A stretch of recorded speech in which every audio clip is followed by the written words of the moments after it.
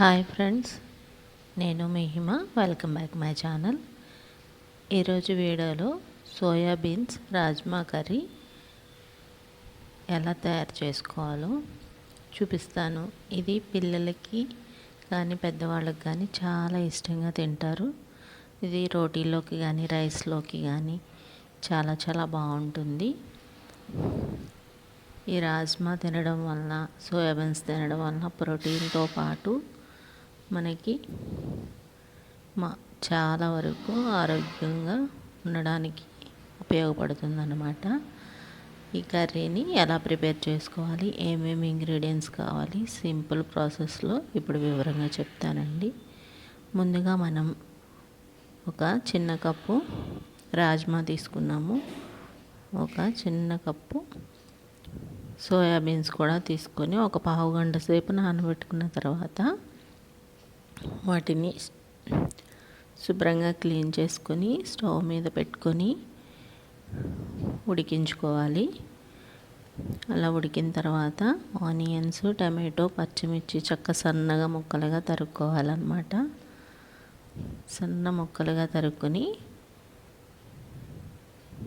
వీటిని స్టవ్ మీద ఒక బాండి పెట్టుకొని స్టవ్ వెలిగించి ఒక జాపత్రి, సాజీరా, ఒక చిన్న యాలక్కాయ వేసుకున్నాము. తర్వాత పచ్చిమిర్చి, ఉల్లిపాయ వేసుకొని కొంచెం అంత మగ్గే వరకు మగ్గనివ్వాలి ఉల్లిపాయని.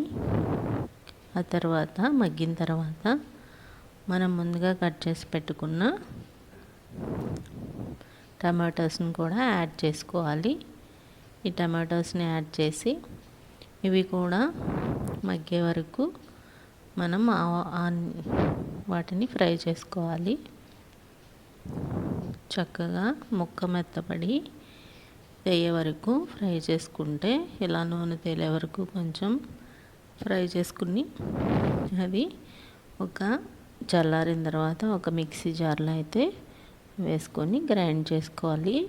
ఇలా గ్రైండ్ చేసుకోవడం వల్ల మనకి గ్రేవీ కర్రీ అన్నమాట. ఇది గ్రేవీ అనేది బాగా వస్తుంది.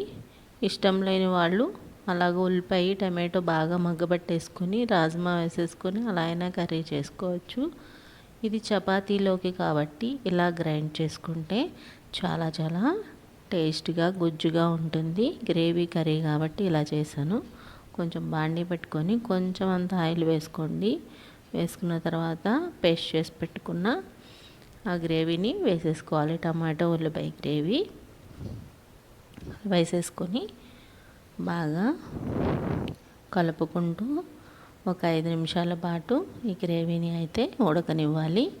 ఉడికిన తర్వాత కారం, ఒక స్పూన్ కారం, కొంచెం పసుపు, ఆల్రెడీ మనం పచ్చిమిర్చి వేసుకున్నాం కాబట్టి స్పైసీగా ఉండడానికి చూసుకొని వేసుకోవాలి.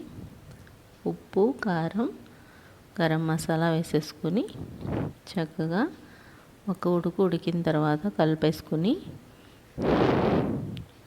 గ్రేవీకి సరిపడా వాటర్ అయితే యాడ్ చేసుకోవాలన్నమాట. ఇలా బాగా ఉడికిన తర్వాత బుడగలు వచ్చే వరకు ఉడికిన తర్వాత గ్రేవీకి సరిపడా వాటర్ యాడ్ చేసేసుకున్నాము.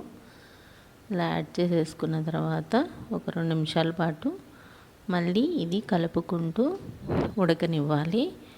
ఉడికిన తర్వాత ఇప్పుడు ముందుగా ఉడకపెట్టుకున్న సోయాబీన్స్, రాజ్మా దీనిలో యాడ్ చేసేసుకోవాలి. ఇలా యాడ్ చేసేసుకొని చక్కగా కలిపేసుకుంటే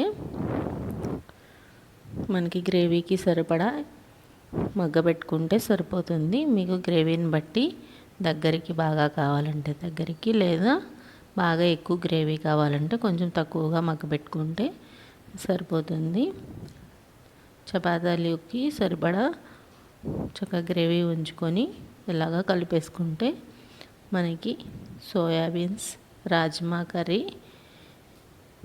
చపాతీలోకి రెడీ అయిపోయిందన్నమాట. ఇది రైస్లో కూడా చాలా చాలా టేస్ట్గా బాగుంటుంది. ఇలాగా ట్రై చేయండి. ట్రై చేసి ఫీడ్బ్యాక్ అయితే ఇవ్వండి. ఇలాంటి మంచి మంచి వీడియోల కోసం నా ఛానల్ని సబ్స్క్రైబ్ చేయండి. మీకు ఎలా వచ్చిందో కామెంట్ సెక్షన్లో ట్రై చేసి నాకు చెప్పండి. చూసారు కదా, మంచిగా ఎమీగా సోయాబీన్స్ రాజ్మా కర్రీ ఎంతో టేస్టీగా కలర్ఫుల్గా రెడీ అయిపోయింది. పైనుంచి కొత్తిమీర జుమ్ముకోండి, చాలా చాలా బాగుంటుంది. ఇప్పుడు ఇది మనము చపాతీలోకి తిని చూద్దాము. టేస్ట్ అయితే అదిరిపోయింది అనమాట. చపాతీలోకి చాలా బాగుంటుంది. బిర్యానీలో కూడా ట్రై చేయొచ్చు, దాంతోపాటు రైస్లో కూడా బాగుంటుంది. తినాలనుకుంటే ఎలా అయినా దేనిలో అయినా వేసుకొని తినొచ్చు. ఇది చాలా చాలా టేస్ట్గా ఉంటుంది.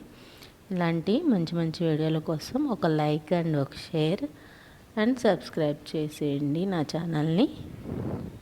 నా వీడియోలు చాలా వరకు పెడుతున్నాను, చూడండి. Thank you for watching.